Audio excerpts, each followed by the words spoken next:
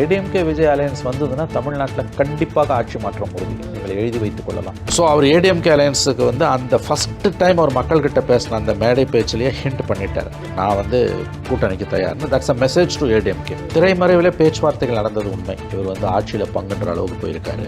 ஒரு கட்டத்தில் எடப்பாடி என்ன சொல்லியிருக்காரு, சீட்டு குறைவாக கொடுக்குறேன் பட் ஆட்சியில் பங்கு கொடுக்குறேன் லெவலுக்கு போயிருக்காரு. ஆனால் இதை நான் முதல்ல கமிட் பண்ண மாட்டேன், தேர்தல் முடிஞ்சோன்னு தான் இதை செய்யணும் இருக்காரு.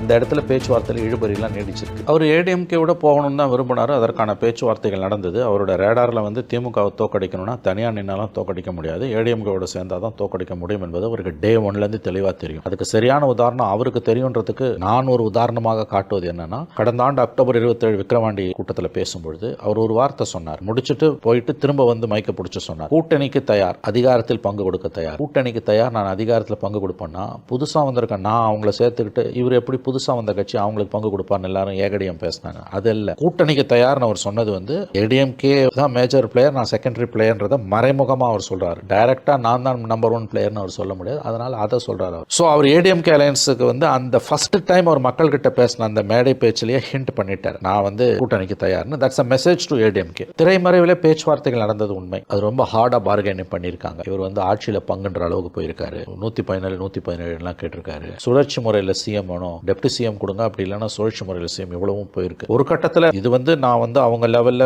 ஏடிஎம்கேக்குள்ள இருக்கக்கூடிய தலைவர்கள் மட்டத்திலேருந்து எனக்கு கிடைச்ச தகவலை நான் சொல்றேன். ஒரு கட்டத்தில் எடப்பாடி என்ன சொல்லியிருக்காரு, சீட்டு குறைவாக கொடுக்குறேன் பட் ஆட்சியில் பங்கு கொடுக்குறேன் லெவலுக்கு போயிருக்காரு. ஆனால் இதை நான் முதல்ல கமிட் பண்ண மாட்டேன், தேர்தல் முடிஞ்சோன்னு தான் இதை செய்வோம் இருக்காரு. அந்த இடத்துல பேச்சுவார்த்தையில் இழுபறியெல்லாம் நீடிச்சிருக்கு. பட் பிஜேபி தெளிவாக இருந்திருக்காங்க, ஏடிஎம்கே விஜய் அலையன்ஸ் சேர்ந்ததுன்னா அது ஃபினிஷ்ட். ஏடிஎம்கே விஜய் அலையன்ஸ் வந்ததுன்னா தமிழ்நாட்டில் கண்டிப்பாக ஆட்சி மாற்றம் உறுதி, நீங்கள் எழுதி வைத்துக் கொள்ளலாம். ஏடிஎம்கே பிஜேபி அலையன்ஸ் வந்ததுன்னா அது டஃப் ஃபைட். ஆனால் ஏடிஎம்கே பிஜேபி விஜய் அலையன்ஸ் வந்திருந்ததுன்னா ஆட்சி மாற்றம் கண்டிப்பாக தமிழகத்தில் உறுதி. அதை பிஜேபி விரும்பவில்லை. திமுகவை நகர்த்திட்டு ஏடிஎம்கே வந்து உட்காரல, எங்களுக்கு என்ன லாபம்? அதனால தான் அவங்க வந்து நிர்பந்தித்து அழுத்தம் கொடுத்து தான் எடப்பாடியை அலையன்ஸுக்கு கொண்டு வந்திருக்காங்க. இந்த அலையன்ஸ் வந்த பிறகு விஜயோட பாலிடிக்ஸ் வந்து ஒரு கடுமையான சன்னிங்கில் இருக்குது. பேர் அதிர்ச்சியில தான் அவங்க இருக்காங்க. நீங்க 26 விஜய்க்கான தேர்தல் அல்ல, அது எல்லாருக்குமே தெரிஞ்ச விஷயம். மேபி 31 இருக்கலாம். அந்த ஏடிஎம்கே அலையன்ஸ் சான்ஸ் அவர் கையை விட்டு ஸ்லிப் ஆனதுல அவர் இன்றைக்கு தனிமைப்படுத்தப்பட்டிருக்கிறார். ஜெயிக்கலாம் முடியாது. நீங்க 30% கிராஸ் பண்ணணும் ஒரு எலெக்ஷனை ஜெயிக்கிறதுக்கு. எங்க இருந்து வரும் உங்களுக்கு? ஜெயிச்சிருவாரா முதல் எலெக்ஷன்லயே அவர் ஜெயிச்சிருவாரா?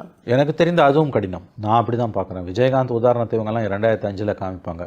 ஏடிஎம்கே ஒரு பக்கம், டிஎம்கே ஒரு பக்கம் நின்றுது. விஜயகாந்த் அவர் மட்டும் ஜெயிச்சார், மற்றவங்க எல்லாம் தோத்தாங்க. 2006 2005 கட்சி ஆரம்பிச்சு 6 ஜெயிச்சார் அவர். எனக்கு என்னமோ விஜய்க்கு வந்து அதுவும் கடினம்னு தோணுது. ஏன்னா இந்த 20 ஆண்டுகளில் தமிழக அரசியல் வந்து ஆங்கிலத்தில் சொன்னால் it has undergone a sea change, மிகப்பெரிய மாற்றத்துக்கு உள்ளாகி இருக்கிறது. ஒரு விஷயம் மேடம், பணம் வந்து பாதாளம் வரைக்கும் பாயுது. நீங்களும் நானும் கற்பனை பண்ணி கூட பார்க்க முடியாத அளவுக்கு, ஒரு சாமானியனோட கற்பனைக்கு எட்டாத அளவுக்கு பணம் விளையாட போகுது. பணம் ரெண்டு தரப்புமே நான் சொல்கிறேன், போத் சைட்ஸ்.